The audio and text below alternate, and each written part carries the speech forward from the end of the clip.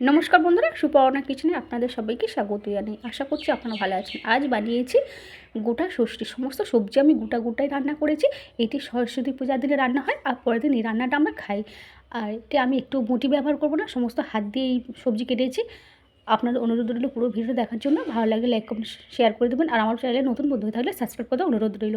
দেখুন এই যে বাঁধাকপিটা, আমি বাঁধাকপিটা পাতি থেকে হাত দিয়ে ছাড়িয়ে নিয়েছি। 5টা টমেটো, আলু নিয়েছি, আলুটা ভালো করে খোসা আমি ছাড়িয়ে নিয়েছি, আর পালং শাকটা আমি হাত দিয়ে ছিঁড়ে নিয়েছি। কাঁচা লঙ্কা, লাল আলু, আদা বাটা, জিরে বাটা।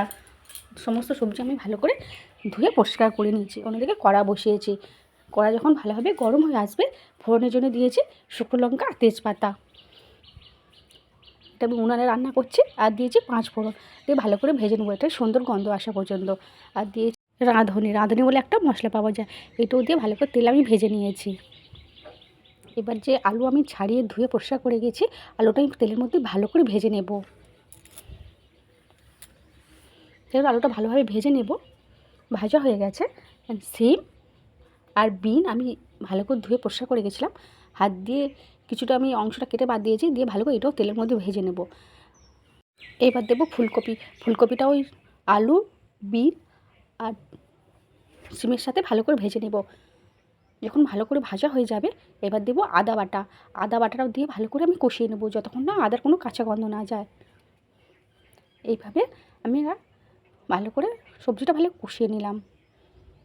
এবার দিলাম জিরে বাটাটাও দিয়ে ভালো করে কষিয়ে নেব। আর দেখুন বন্ধুরা, এই যে আমরা গোটা সর্ষেটা বানাচ্ছি, এটা আমরা পরের দিন পান্তা করি। আমরা ভাত রান্না করি না, পান্তা দিয়ে এই তরকারিটা খেয়ে থাকি। আর এই যে বেগুনটা আমি একটু ফাটিয়ে নিয়েছিলাম, ভিতরে কোনো পোকা না থাকে দেখার জন্য। আর দিয়েছি লাল আলুটা পুরো গোটা। দেখুন মতন আমি খালি খোসাটা ছাড়িয়ে নিয়েছি। আর দিয়েছি আর 9টা মতো কাঁচা লঙ্কাটাও ফাটিয়ে দিইনি, পুরো গোটাই আছে। দিয়ে ভালো করে কষিয়ে নেব। সমস্ত সবজি আমি ভালো করে ভেজে নিয়েছি। এবার দেবো বাঁধাকপিটাও দিয়ে ভালো করে আমি কষিয়ে নেব। দিয়ে ভালো করে কষাতে হবে। এখন বাঁধাকপিটাও দিয়ে ভালো করে কষিয়ে নিলাম। এবার দেবো পালং শাকটা দিয়ে আমি ভালো করে ঢাকা দিয়ে ভাপাতে দেবো, যাতে কিছুটা সবজি জোরে অল্প হয়ে যায়। দিয়ে ভালো করে আমার নাড়াচাড়া করে নিচ্ছে। এবার দেবো স্বাদ মতো লবণটা দিয়েও ভালো করে কষিয়ে নেব। আমি ভিডিও কেটে করেছি, আপনারা একটু বুঝে নেবেন। আর দিলাম পরিমাণ মতো হলুদ গুঁড়া। এখানে আমি 4 চামচের মতো হলুদ গুঁড়া দিয়েছি, ছোটো চামচে 4 চামচ।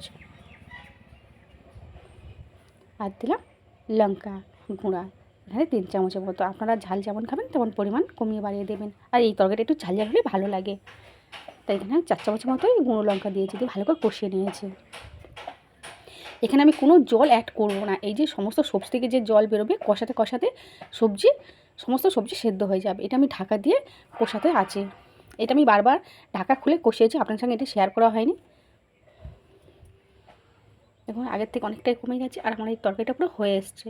কতটা করা ছিল সেটা পুরো সবজি কমে এতটাই হয়ে গেছে। আর দেখুন সমস্ত সবজি সেদ্ধ হয়ে গেছে। আর এখানে আমি দিয়েছি জিরে ভেজে আমি গুঁড়ো করে দিয়েছি, দিয়ে ভালো করে আবার নাড়াচাড়া করে নেব। জিরে ভেজে গুঁড়ো করে দিলে এটা টেস্টটা খুব সুন্দর হয়। এই সবজিটা আমি ঢাকা দিয়ে পুরো সেদ্ধ করে রান্না করেছি, কিন্তু এখানে কোনো একটু আমি জল দিইনি। আপনার সঙ্গে পুরো রান্নাটা আমি শেয়ার করিনি। আর যখন পুরো আমার রান্নাটা হয়ে গেছে আপনাদের দেখিয়েছি। দেখুন বন্ধুরা, এখানে আমি দিলাম গোটা গরম মশলা। আমি বেটে নিয়েছি এই গরম মশলাটা, আর এই গরম মশলা বাটা দিলেও তরকারির স্বাদটা খুব সুন্দর হয়। দেখুন বন্ধুরা, সমস্ত আলু বা সমস্ত সবজি আমার সেদ্ধ হয়ে। আমার এই গোটা ষষ্ঠী রেসিপি আপনাদের যদি ভালো লেগে থাকে তাহলে লাইক কমেন্ট শেয়ার করে দেবেন, আর আমার চ্যানেলে নতুন বন্ধু হয়ে থাকলে সাবস্ক্রাইব করবো অনুরোধ রইল। দেখুন বন্ধুরা, সমস্ত সবজি সেদ্ধ গেছে, আর অসাধারণ খেতে লাগে। আমাদের এদের সারা বছর অপেক্ষা করি এই গোটা ষষ্ঠী, এই গোটা তরকারি খাওয়ার জন্য। আর সেই দিন চলে এসছে, আমরা ভীষণ আনন্দ করি পান্তার সাথে এই গোটা শস্যটা খেয়ে থাকি। আমার এই রেসিপি আপনার যদি ভালো লেগে থাকে তাহলে লাইক কমেন্ট শেয়ার করে দেবেন, আর আমার চ্যানেলে নতুন বন্ধু হলে সাবস্ক্রাইব করার অনুরোধ রইল। আজ এই পর্যন্ত, আবার অন্য রেসিপি নিয়ে আপনার সাথে দেখা হবে। আপনারা তখন ভালো থাকবেন। ধন্যবাদ।